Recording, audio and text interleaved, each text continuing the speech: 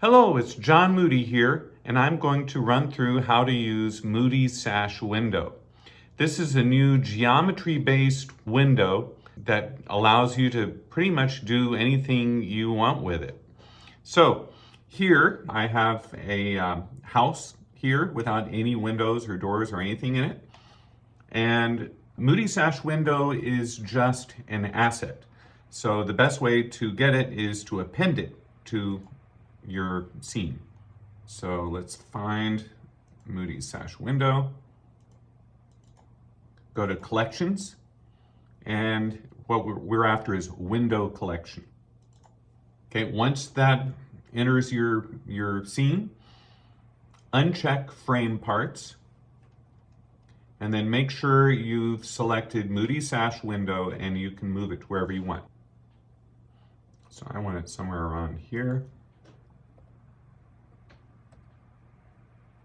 And this is a brick house, so I'm going to add this little brick lining on the bottom. This is set up so you can scale it to match the size of your house. I think it was pretty good to begin with. And for these types of houses, we want it so that it's kind of inset.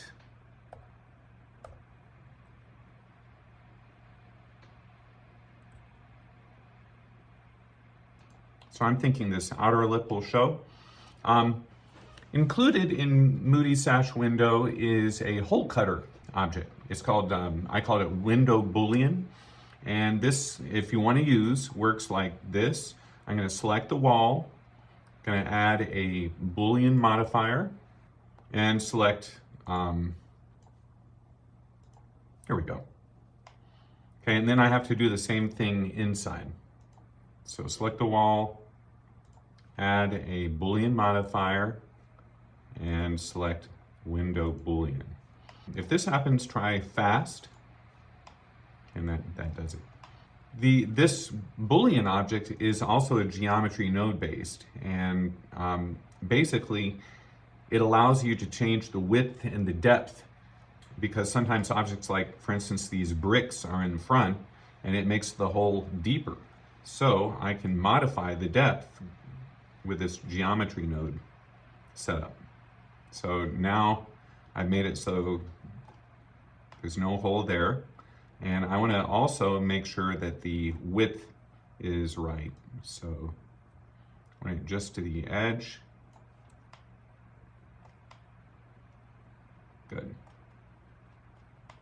All right, so this would be set up pretty nicely. One thing to know about this Boolean setup is once the width of a object is changed, you have to change the Boolean. I have another video on that, but basically, let me make this wider. And you'll see that the Boolean hole kind of goes in here. So that will need to be changed.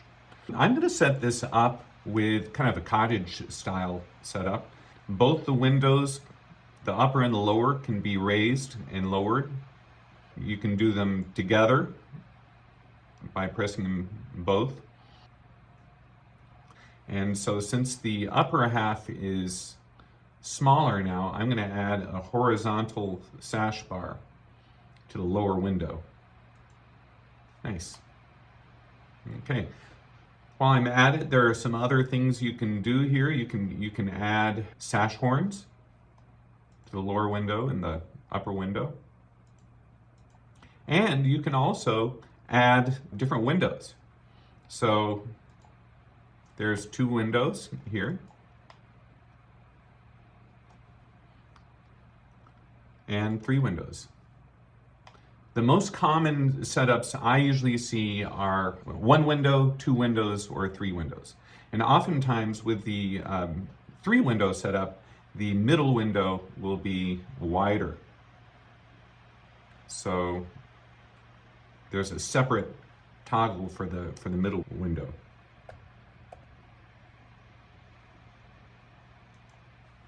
Also, I live in South Carolina, and most of the houses around here have sash windows. That's why I made this in the first place.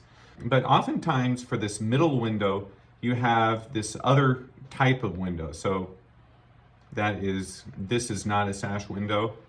And basically, if both these are checked, it will favor the this is not a sash window.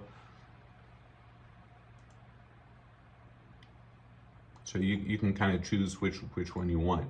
I'm going to go with the sash window at the moment. And let's see, since this is wider now, I'm going to add an additional vertical sash bar. Yeah. And with this setup, with these checked windows here, you can open and close the separate windows.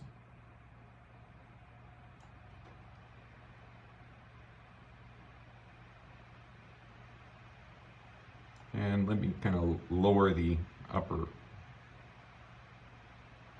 Oops. So anyway, you have total control over each of the 3 windows with this setup. Sometimes, although rare, I have seen more than 3 windows. So I have another configuration here. If you uncheck all the other options and only leave on Moody Sash window, you can add as many windows as you like this way. So let's just say there's 4 windows. Okay. Now the only thing with this, these are instances of the same window, so you don't have any control over the separate windows. Anyway, it's a convenient and quick way of adding windows. I've also tried to make it so that pretty much any box you check, something will look right. So if I start adding these other possibilities, even though 4 is checked up here, it's gonna favor these options. Once I have no other options, the 4 comes back. Well, here's what this looks like from the inside. Once you have these windows, you have this little separator. You can change how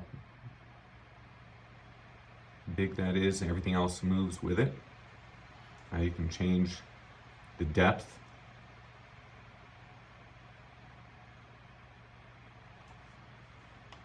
That wasn't much of a change because the window isn't all that deep itself. But there's just lots of options. You can also change the sash bars, what they look like.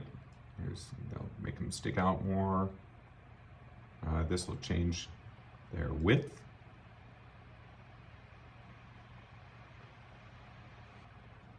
Here's how it looks. It cycles.